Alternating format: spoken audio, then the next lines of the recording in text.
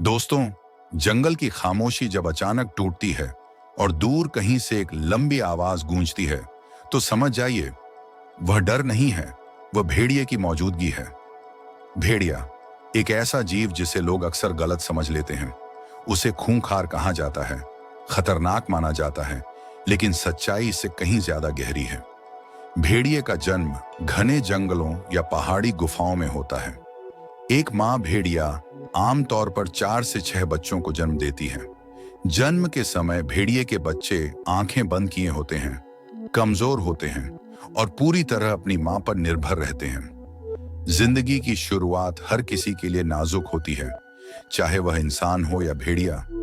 जैसे जैसे बच्चे बड़े होते हैं, पूरा झुंड मिलकर उनकी देखभाल करता है। भेड़ियों की दुनिया में परिवार सिर्फ माँ बाप तक सीमित नहीं होता, पूरा झुंड एक परिवार होता है। यहीं से भेड़िया वफादारी सीखता है। भेड़िया अकेले नहीं जीता, वह रहता है एक झुंड में जिसे पैक कहा जाता है। इस पैक में हर भेड़िए की एक जिम्मेदारी होती है।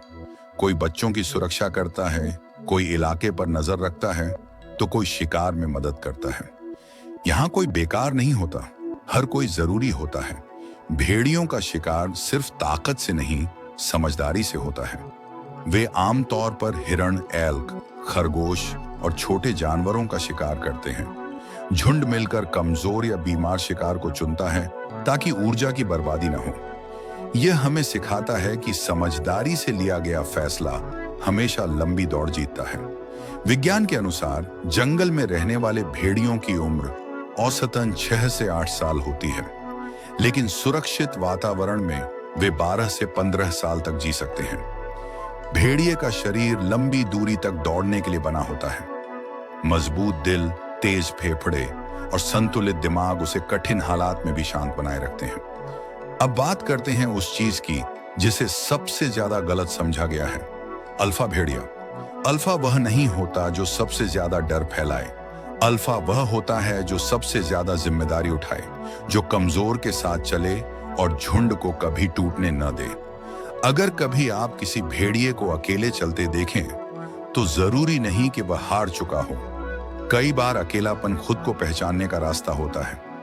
भेड़िया हमें सिखाता है कि लीडर बनने के लिए शोर मचाना जरूरी नहीं। सच्चा लीडर अपने काम से पहचाना जाता है। और शायद यही वजह है कि भेड़िया आज भी आजादी, वफादारी और आत्मसम्मान का प्रतीक है। अगर यह कहानी आपके दिल को छू गई हो, अगर इसमें आपको